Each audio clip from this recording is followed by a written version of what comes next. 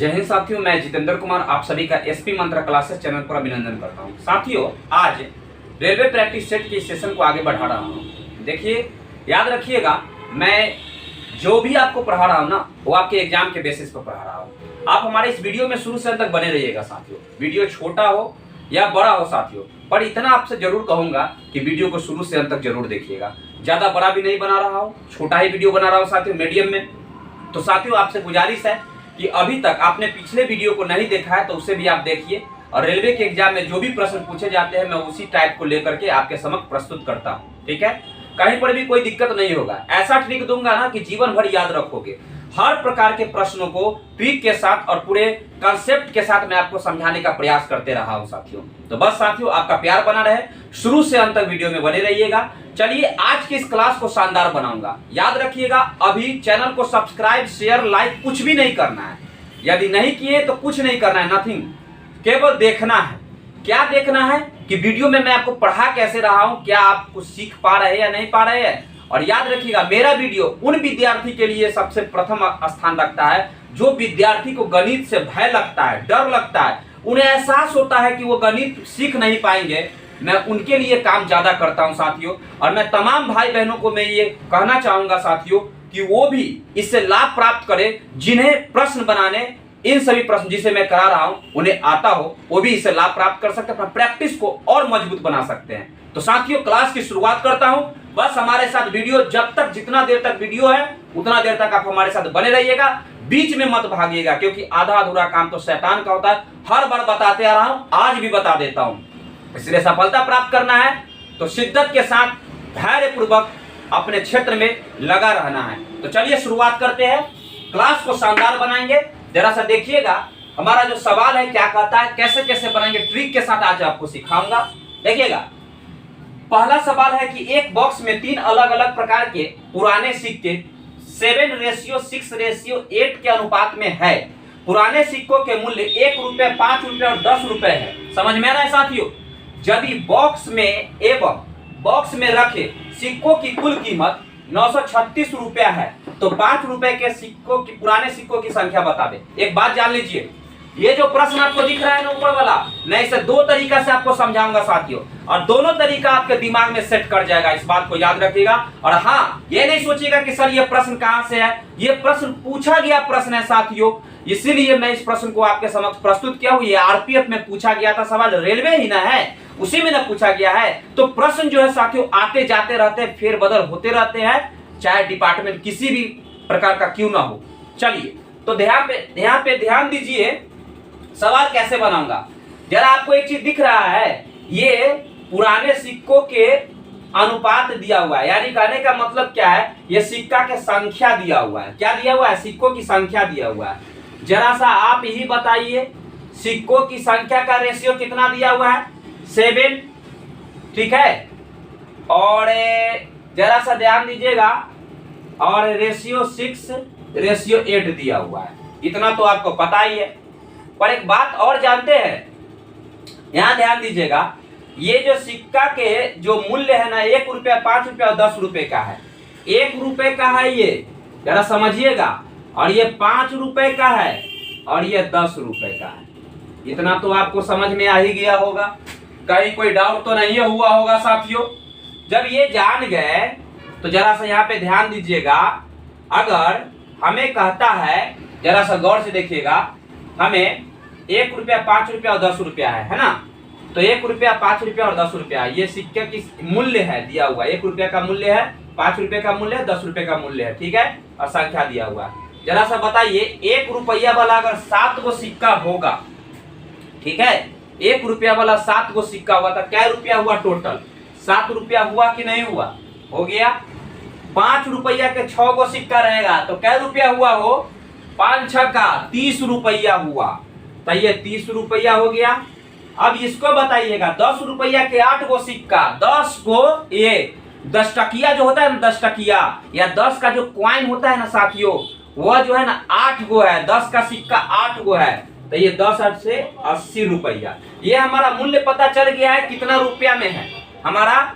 ये जो दिख रहा है ना मूल्य जो है आपको किस रूप में दिया गया है, तो 1 रुपया के 7 को तो 7 रुपया, इसी प्रकार से 5 रुपए का 6 गो तो 30 रुपया, 10 रुपया का 8 गो तो 80 रुपया। क्लियर है। अब जबकि कुल कीमत दिया हुआ है इतना, जबकि रेशियो में इन सभी का कुल योग कितना है साथियों, सो बताइए। ये हो जाएगा 0, 8 7 15, 15 3 कितना होता है 8 7 15, 15 3 18, 180 कितने के बराबर होगा 936 रुपए के बराबर। तो हमें कहा है कि 5 रुपए के सिक्कों की संख्या निकालिए। देखिएगा 5 रुपए के सिक्कों की संख्या पूछ रहा है, समझ में आ रहा है। तो 5 रुपए के कै गो सिक्का है वो, 5 रुपए के कै गो सिक्का है 6 गो सिक्का है। तो 6 पर खेल जाइए आप, 936 बटा 180 और गुना में 6। ठीक है। अगर आप इसे काटना चाहिएगा तो कैसे काटिएगा सो बताइए। ये कुछ तो गड़बड़ लग रहा है। ये 80 और 30 कितना होगा, ये 8 3 11, 110 न होगा हो, 8 3 11 110 होगा और 7 117 हो जाएगा। गड़बड़ कर दिए है, 117 हो जाएगा। समझ में आ रहा है। 80 और 30 110 और 7 कितना होगा 117 हो जाएगा। 117 जो है कितने के बराबर है, ये रेशियो में है इतना, जबकि रियल में है इतना। तो ये हो जाएगा 5 रुपया के 6 सिक्का है, तो ये बट्टा में 106, ये 117 और गुने 6 हो गया। अगर आप इसे काटना चाहिएगा तो इसे 8 बार में काटिए। 8 ये 8 7 56 के 6 हासिल 5, 8 5 13, 8 1 9 कट गया। ये 8 बार में कट गया साथ। अभी 8 में 6 से गुना कर दीजिए, 8 गुने 6 कितना हो जाएगा 48 is the right answer. Option D number परम सत्य उत्तर हो जाएगा साथियों। समझ में आ रहा है आपको कैसे हुआ से आप देख लिए। एक तरीका और मैं आपको बताऊंगा, दूसरा तरीका बड़ी आसान सा है। आपको कहता है कि 5 रुपए के सिक्कों की संख्या बताइए।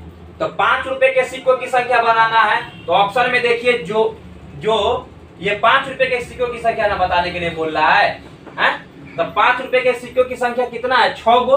ये 6 जो है ना इसके मूल्य को पता करना है कि कितना रुपया है। तो आप देखिए जितना से जो 6 से कट गया ना वही आपका आंसर हो जाएगा। तो 6 से 48 कटेगा तो ये 48 हो जाएगा आंसर। लेकिन ये और ये सब नहीं कट रहा है ना, समझ में आ रहा है। तो हम क्या हो जाएगा डी नंबर परम सत्य उत्तर हो जाएगा। दो तरीका से आप सीख सकते हैं साथियों। बढ़ूं आगे की ओर बढ़ रहा हूं, ध्यान से देखिएगा साथियों। हमारा नेक्स्ट सवाल क्वेश्चन नंबर 2 कहता है कि 5400 रुपए की राशि पर 8% की दर पर साधारण ब्याज दी जाती है। यदि 5 साल बाद राशि निकाली गई और कुल राशि की आधी राशि शेयर बाजार में निवेश से कर दी गई तो बची हुई राशि ज्ञात करें। एक बात पता है ये किसका केस है, सिंपल इंटरेस्ट का केस है। आपको पता होना चाहिए साथियों, ये आप जानते हैं सिंपल इंटरेस्ट में कि रेट इनटू टाइम प्रतिशत जो होता है ना वह सिंपल इंटरेस्ट के प्रतिशत को दर्शाता है। आपको पता है यदि मैं राशि की चर्चा करूं तो राशि क्या होता है जिसमें ये मूलधन भी शामिल होते हैं और ब्याज भी शामिल होते हैं। वही ना राशि होता है जो 2 साल बाद 3 साल बाद या 5 साल बाद हो जाती है। प्रश्न में भी यही बात कहा है, इतना रुपया इतना परसेंट की दर से 5 साल के बाद का राशि निकालना है। वो भी शेयर बाजार में आधा चला गया है तो आधा के बारे में पूछ रहा है। खोपड़ी में हट रहा है साथियों। अगर हट रहा है तो जरा गौर से देखिएगा, यहाँ पे क्या कहता है। आप जानते हैं कि रेट इनटू टाइम प्रतिशत क्या होता है, बताइए। ये रेट कितना है 8 कितना है साथियों, रेट इनटू टाइम प्रतिशत ये हो जाएगा आपके 8%। ठीक है, ये 8 है और गुणे समय है 5 यानी हो गया आपका 40%। ये है क्या हो तो ये है आपका रेट इनटू टाइम प्रतिशत क्या है, सिंपल इंटरेस्ट का परसेंटेज है। अब एक बात बताइए, राशि कब होता है जब मूलधन उनमें शामिल रहता है। तो मूलधन अगर हम प्रतिशत में चले तो मूलधन हमारा मान लेते हैं 100% है, तो राशि हमारा कितना हो गया ये 140 140% हो जाएगा। लेकिन कहता है कि ये जो राशि है ना इसका आधा जो है शेयर मार्केट में चला गया है। तो आधा का मतलब क्या होगा, ये 70% 70% ना होगा 70% जो है ये शेयर मार्केट, ये इसका आधा जो है शेयर मार्केट में चला जाता है, तो आधा पर हमें काम करने को बोल रहा है। तो आधा पर हमें काम करना है, इसका मतलब क्या है 70% पर हमें काम करना है। टोटल पैसा है कितना 5400, तो 5400 का 70% निकाल दीजिए। ये आपका हो जाएगा 5400 गुने 70 बटा में 100, ये डबल जीरो से डबल जीरो खत्म, ये जीरो, 7 चौका 28 होगा ना, हो हासिल 2, 7 पचे 35 और 2 हो जाएगा आपका 37। 3780 रुपया आपका परम सत्य उत्तर हो जाएगा। कहीं पे कोई दिक्कत है क्या? कोई दिक्कत नहीं होना चाहिए साथियों। जैसे मैं आपको समझा रहा हूं ना, उसी कंसेप्ट के आधार पर आप ऐसे आप बना सकते हैं इसको। ठीक है, हमें बोला है कि जो हमारा राशि है उसका आधा जो है ना शेयर मार्केट में चला गया है, तो 140% हुआ हमारा राशि, और इसका आधा शेयर मार्केट में चला गया, तो शेष राशि को बताना है। तो इसका आधा 70% चला गया, तो 70% पर हमें बताना है कि कितना रुपया होगा। तो 70% पर हमारा राशि कितना आ जाएगा, 5400 का 70%, ये हो गया 3780 रुपया। बढ़े अब आगे चलिए, अब अगले सवाल की ओर हम लोग प्रस्थान करते हैं। जरा सा देखिएगा अगला सवाल क्या कहता है। देखिए, इतना याद रखिएगा, प्रश्न यहीं से उठ के आते हैं साथियों। कहीं अलग से ये रानी पड़ी और ये क्या क्या पड़ी बोलते हैं ना, वो आपको अलग से जादुई से ला करके नहीं देगा। हर एग्जाम एक दूसरे से संबंध रखता है, क्योंकि प्रश्न जो होते हैं, क्वेश्चन जो होते हैं गणित का, वह मिलते जुलते रहता है और पैटर्न सबका लगभग समान ही रहता है। तो इसलिए घबराने की जरूरत नहीं है, आपके प्रैक्टिस की बहुत जरूरत है। तो प्रैक्टिस में रहिए, खुद पर धैर्य रखिए, विश्वास रखिए। जिस इंसान ने अपनी आत्मा पर विश्वास रखा, खुद पर विश्वास रखा, उसी का रिजल्ट बेहतर आता है। और आप रखिए, आएगा ही आएगा। तो बढ़े आगे, तीसरा सवाल देखिएगा जरा गौर से। हमारा तीसरा सवाल कहता है कि शीशे के वर्ग के टुकड़े का संपूर्ण क्षेत्रफल दिया हुआ है 729 सेंटीमीटर स्क्वायर। शीशा के वर्ग मतलब समझते हो क्या होता है? एक शीशा चरखुट रूप में आपने जा करके कटवा करके कहीं दुकानदार से खरीद के ले आया, जिसका एरिया दिया हुआ है, जो कि एक मेज के ऊपर रखी गई है। आप उसे लाए और आपके घर में एक मेज रखा हुआ है, टेबल जिसको बोलते हैं, उस पर आपने उसको आके रख दिया। क्लियर है? मेज और कांच के टुकड़े के बीच की चौड़ाई दिया हुआ है 9 सेंटीमीटर, तो मेज की लंबाई निकालना है। बड़ी सिंपल सवाल है, समझने की थोड़ी सी हेर फेर है। आपके घर में अगर मेज रखा हो तो कैसा होगा? मान लीजिए कि आपके घर में जो मेज रखा है ऐसा मेज, टेटर तो होगा नहीं, क्योंकि मेरा हाथ थोड़ा सा टेटर लिख देता है, पर होगा तो नहीं आपके घर में मेज टेटर इस रूप में है। अब देखिए, हमने एक शीशा के टुकड़ा लाया और ये इतना बड़ा शीशा के टुकड़ा इस मेज के ऊपर लाके रख दिया, जिसका एरिया दिया हुआ है 729 सेंटीमीटर स्क्वायर। कहीं पे कोई दिक्कत नहीं है। ये किस रूप में है? ये तो ये जो दिया हुआ है ना, यह एक वर्ग के रूप में हमने आयताकार कर दिया है, इसलिए घबराइएगा नहीं। ठीक है, हम इसे वर्ग के रूप में बना देते हैं, रसाव नीचे कर देते हैं। ठीक है, एक वर्ग के रूप में ये बन गया। क्यों भैया? क्यों? क्योंकि कहता है कि शीशा के जो टुकड़ा है वह वर्ग के रूप में है। समझ में आ रहा है? वर्ग के आकृति में है। मेज पर ला करके वर्ग के आकृति में हमने उसको रख दिया। एक बात और समझिए, ये जो मेज दिख रहा है ना, मेज और ये जो क्या दिख रहा है आपको, शीशा, इनके बीच की चौड़ाई दिया हुआ है 9 सेंटीमीटर। यानी ये मेज है, ये कोना, इसके इस कोना के बीच की चौड़ाई है 9 सेंटीमीटर। यानी यहां से लेकर के फिर यहां तक है कितना, 9 सेंटीमीटर। समझ में आ रहा है? 9 सेंटीमीटर है। समझिएगा बात की गहराई को। तो आप एक चीज बताइए, हमें बोला कि टोटल लंबाई यहां से यहां तक बता दीजिए, ये टोटल लंबाई मेज की क्या होगी। सो ही तो पूछा है, आप दिमाग थोड़ा सा लगा लीजिए।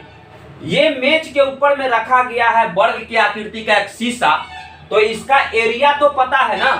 और जब एरिया पता है तो क्या हम इसके भुजा की लंबाई नहीं निकाल सकते हैं? जरूर निकाल सकते इसकी लंबाई। तो इसकी लंबाई क्या होता है? क्या होता है? एरिया क्या होता है?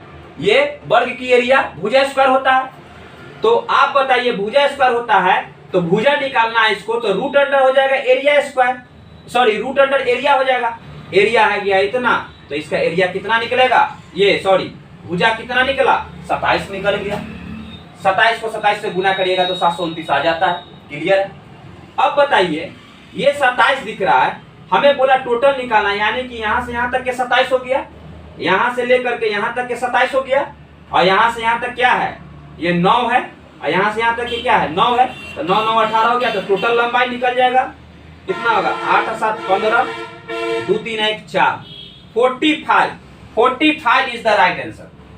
हमारा परम सत्य उत्तर हो जाएगा 45, ऑप्शन ए। समझ में आया? बोलिए, कहीं कोई डाउट, कोई दिक्कत नहीं है साथियों? अगर कोई दिक्कत होगा ना तो याद रखिएगा आपके परिश्रम में कमी होगा, आपके मेहनत में कमी होगा, लेकिन मेरे ट्रिक और कंसेप्ट में कोई कमी नहीं है। बस साथियों घबराइएगा नहीं, इस वीडियो को एक बार में नहीं समझे तो 2 बार देखिए इसे, लेकिन समझिएगा जरूर। आप याद रखिएगा, हमेशा मैं सभी भाई बहनों से ये निवेदन करता हूं कि वो जो भी चीज पढ़ रहे हैं, किसी भी चीज की तैयारियां कर रहे हैं, उसमें अपने आप को समर्पित कर दो। जब समर्पित खुद को कर दोगे ना उसके प्रति, आपको उससे प्रेम हो जाएगा। गणित के प्रति आपका समर्पण होना चाहिए, क्योंकि गणित ही एक ऐसा सब्जेक्ट है जो लगभग एग्जाम में रिजल्ट को देता है। समझ में आ रहा है? ये कंप्लीट है तो बहुत सारे एग्जाम को आप फेस कर सकते हैं। और ये आप देख ही रहे कि मैं कैसे पढ़ा रहा हूं, आप तो खुद अनुभव कर रहे हैं। तो देखिए इसका आंसर तो आ गया। अब हम आखिरी सवाल को देख रहे हैं, जरा सा गौर से देखिएगा हमारा आखिरी सवाल क्या कह रहा है। देखिए ये जो दिख रहा है ना, बड़ी आसान सा सवाल है। आप कहिएगा कि सर इसको काट दीजिए ना, 4 5 20 कट गया, डायरेक्ट 5 से गुना कर दीजिए, ये 5x माइनस में हो जाएगा 4 5 20 अब बराबर ये क्या है 2x प्लस 4, ये 2x प्लस में 5 है ना, अब बटा में कितना है 3 है, तो आप फिर क्रॉस गुना कर दीजिए एक बार। ठीक है, 5 3 15x माइनस में 20 3 7 बराबर 2x प्लस में 5। ये 2x इधर आकर के घट जाएगा। क्यों घटेगा? क्योंकि x वाला को एक तरफ ले जाते हैं और गिनती वाली संख्या को दूसरी तरफ कुदका के ले आते हैं। तो इसको हमने कुदका दिया इधर, तो 13x बचेगा बराबर ये इधर आ जाएगा, तो ये माइनस था तो ये इधर आ गया तो प्लस हो गया, ये इधर गया तो माइनस में चला गया था। क्योंकि प्लस में था तो इधर आकर के माइनस में हुआ तो घट के 13 आया, ये इधर प्लस में आ जाएगा तो ये प्लस 60 हो जाएगा, प्लस यहाँ पे 5 भी दिया हुआ है तो ये हो जाएगा 65, है ना। तो ये क्या होगा 13 से कट जाएगा, 13 5 65, इसलिए x का वैल्यू कितना आ जाएगा साथियों 5। 5 क्या है हमारा राइट आंसर है। समझ में आया? 5 क्या है? 5 हमारा परम सत्य उत्तर है। कोई दिक्कत नहीं है। चलिए अब अगले सवाल की ओर प्रस्थान करते हैं। यह सवाल क्या कहता है, समझ में आ रहा है? पिता और पुत्र के वर्तमान आयु का अनुपात 7:2 है। 10 वर्ष बाद उनकी आयु का अनुपात 9:4 होगा। पिता की वर्तमान आयु ज्ञात करें। यहाँ पे एक कंसेप्ट है साथियों, एक बात पता है, उम्र जो होता है ना बराबर बढ़ता है। जैसे 2 व्यक्ति है तो अगर 2 साल बाद अगर उसका उम्र बढ़ रहा है पहला व्यक्ति का, तो दूसरा का भी 2 वर्ष बढ़ेगा। समझ में आ रहा है? तो हमेशा याद रखिएगा उम्र के बीच का जो अंतर होता है वो अंतर बराबर होता है। समझ में आ रहा है? अभी ये है पिताजी, ये है फादर और ये है सन। दिख रहा है आपको? फादर और पिता और पुत्र के बीच में ये वर्तमान उम्र है। ये क्या है? वर्तमान उम्र का रेशियो दिया हुआ है 7:2। हम यहाँ पे लिख सकते हैं ये हो जाएगा प्रेजेंट टाइम का रेशियो है। जबकि 10 साल के बाद उनकी आयु का अनुपात 9:4 हो जाता है। 10 साल के बाद का है ये क्या है? ये बाद का है साथियों। जरा सा एक बात बताइएगा, 10 साल बाद क्या अगर पिता की उम्र 10 साल बाद बढ़ेगा तो क्या बेटा का उम्र 10 साल बाद नहीं बढ़ेगा? बढ़ेगा, लेकिन दोनों में कितना का अंतर रहेगा? 10 वर्ष का ही अंतर रहेगा। यानी उम्र का अंतर जो है वह क्या है? उसका बराबर है। यानी कि ये बढ़ा जितना ये भी उतना ही बढ़ा। यानी कहने का मतलब क्या है कि दोनों के बीच का जो अंतर है साथियों वो बराबर होना चाहिए। अगर बराबर नहीं है तो इसे बराबर करना पड़ेगा। जरा गौर से देखिए, ये 7 से 9 बढ़ा, 2 से 4 बढ़ा, तो दोनों के बीच का अंतर कितना है बताइए? दोनों के बीच का अंतर 2 वर्ष का है ना। किस रूप में है? रेशियो में 2 वर्ष का है, रेशियो में 2 वर्ष का है साथियों। जबकि रियल में कितने साल के फासला तय कर रहा है? 10 वर्ष का फासला तय कर रहा है। ये 10 के बराबर हो जाएगा। तो हमें कहा है पिता की वर्तमान आयु निकालना ना है, पिता की वर्तमान आयु निकालना। तो पिता की वर्तमान आयु तो रेशियो में 7 है, तो इसलिए पिता की वर्तमान आयु 7 पर क्या हो जाएगा? ये हो जाएगा आपका 10/2 अगुने 7। ये 2 से कट जाएगा 5 बार में, यानी पिता का उम्र हो गया आपका 35 वर्ष। ऑप्शन में है क्या? डी नंबर हमारा परम सत्य उत्तर हो जाएगा। कहीं कोई डाउट नहीं ना है? इस प्रकार से आप बना सकते हैं। क्लियर है? एक और मेथड है साथियों, आप वर्तमान उम्र को x मान लीजिए, क्योंकि ये रेशियो में दिया हुआ था 7x, ये 2x हो जाएगा। ठीक है, और उसमें हमें 10 वर्ष जोड़ देना है, तो दोनों में 10-10 वर्ष जोड़ेगा, जो कि रेशियो हो जाता है 9/4 के बराबर। ये 9/4 के बराबर हो जाएगा। क्रॉस मल्टीप्लिकेशन करके आप मान निकाल लीजिए, वर्तमान उम्र पता चल जाएगा पिता का निकाल लीजिए, कोई दिक्कत नहीं है। 2 तरीका से बना सकते हैं प्रश्न को, सबसे आसान जो दिखे आपको उसका यूज कीजिए, कोई दिक्कत नहीं है। चलिए सेकंड नंबर सवाल क्या कहता है? इसको देखने से एक चीज पता चलता है, घोल की चर्चा किया है, चीनी वाला घोल की। इसका मतलब है ये मिक्सचर का क्वेश्चन है साथियों, समझ में आ रहा है? एलिगेशन का चैप्टर है। कौन सा चैप्टर है? एलिगेशन मिक्सचर का चैप्टर है। तो प्रश्न पढ़ते हैं, 15% और 40% वाले 15% 40% दो सांद्रता वाले चीनी के घोलों के किस अनुपात में मिलाया जाए ताकि 30% सांद्रता वाला घोल प्राप्त हो जाए? एक बात पता है, ये है 15% वाला है ना घोल, ये अलग घोल है, और ये 40% वाला घोल है। किसका घोल है? तो चीनी का घोल अलग अलग है, कम रेट वाला ज्यादा रेट वाला है। ठीक है, तो कम रेट वाला ज्यादा रेट वाला, आपने गया सामान खरीदने, चीनी के घोल अगर आप बना ही रहे हैं कम रेट वाला, और आप ही खुद बना रहे हैं, मान लीजिए आप ही दुकानदार है, ये ज्यादा रेट वाला, कोई आया ग्राहक लेने के लिए, बोला भैया कि हमको इसके बीच का मत ये वाला मत दीजिए, और ये वाला भी उतना पैसा नहीं है, इसके बीच वाला दीजिए। तो आपने कहा क्या? बीच वाला क्या है? 30% वाला। समझ में आ रहा है? 30% सांद्रता घोल वाला चाहिए। आपने कहा कि है ऐसा 30% वाला, लीजिएगा? तो बोला हाँ लेंगे। तो आप इसे दे दीजिए। जरा गौर से देखिएगा, 15% वाला है, और ये कितना है? 40% वाला। इसको हटाइए जल्दी से। ठीक है, प्रतिशत से प्रतिशत खत्म हो जाता है। अब देखिएगा इसे रेशियो मेथड से कैसे बनाते हैं। 15% 40% है, तो कहता है दोनों को मिक्स करने पर हमें 30% वाला प्राप्त है, तो दोनों के द्वारा हमें 30% वाला मिला। जरा सा देखिएगा, इन दोनों के बीच का अंतर इधर लिखिए, और इन दोनों के बीच का अंतर को इधर लिखिएगा, इस तरफ देखिएगा। 40 में से 30 घटेगा तो 10 बच जाएगा, और ये 15 और 30 के बीच का अंतर 15 आता है। माइनस नहीं कीजिएगा, याद रखिएगा इस बात को। दोनों के बीच रेशियो दे दीजिए, दोनों में 5 कॉमन है तो 5 दूना 10, ये 5 3 15। किस अनुपात में मिलाया जाना चाहिए? तो 2:3 के अनुपात में मिलाया जाना चाहिए। ठीक है, दोनों के मिक्सचर को किस अनुपात में मिलाया जाना चाहिए? तो 2:3 के रेशियो में मिलाया जाना चाहिए। ठीक है, बढ़ते हैं, देख लीजिए अब तीसरा सवाल क्या कहता है। चलिए देखिएगा, हमारा तीसरा और आखिरी सवाल साथियों, 3 बिल्ली 3 मिनट में 3 चूहा खाती है, तो बताइए कि 1 बिल्ली 1 मिनट में कितने चूहे खाएगी? वाह, कितना शानदार क्वेश्चन है। और थोड़ा सा दिमाग को दौड़ाइए। MDH पढ़ाया था मैंने आपको भी, ठीक है, वर्क एंड टाइम में। समझ में आ रहा है? वर्क एंड टाइम में या टाइम एंड वर्क में मैंने आपको पढ़ाया था। समय और कार्य में या कार्य और समय वाला चैप्टर में मैंने आपको पढ़ाया था MDH मसाला वाला प्रश्न। ठीक है, MDH मसाला में क्या होता है? MDH बट्टा में जो कार्य हुआ सो वर्क, यही ना होता है। जरा सा गौर से देखिएगा, 3 बिल्ली 3 मिनट में 3 चूहा खाती है, सब्जेक्ट ऊपर रहेगा, समय भी ऊपर रहेगा, है ना। MD और H का मतलब क्या है? ये मैन या कोई व्यक्ति या सब्जेक्ट मान लीजिए, दिन, और ये घंटा, आवर। ठीक है, MDH यानी 3 बिल्लियां 3 मिनट में 3 मिनट में, देखिएगा बउआ क्या कहता है, 3 बिल्लियां 3 मिनट में कै वो चूहा खाती है? वर्क किसको हो रहा है? वर्क क्या चीज का हो रहा है? चूहा खाने का वर्क हो रहा है, तो वर्क नीचे हो जाएगा। तो कै वो चूहा खाया? 3 वो चूहा खाया।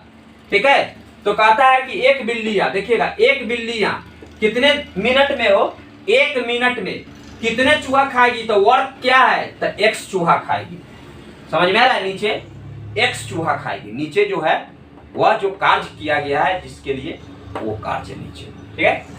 तो चूहा खाने का काम हो रहा है, इससे ये कट जाएगा, तो ये 3x बराबर में क्या होगा 1 × 1, इसलिए x बराबर कितना 1/3, यानी कि 1/3 इज द राइट आंसर, ठीक है। यानी 1/3 चूहा खाएगी, क्या मिनट में, 1 मिनट में, ठीक है। कहीं पे कोई दिक्कत नहीं है, कोई समस्या नहीं है साथियों। अगर समस्या कोई दिक्कत हो तो नीचे कमेंट बॉक्स में कमेंट जरूर किया कीजिए, उस सारे समस्याओं को मैं दूर करने का पूरा प्रयास करूंगा साथियों।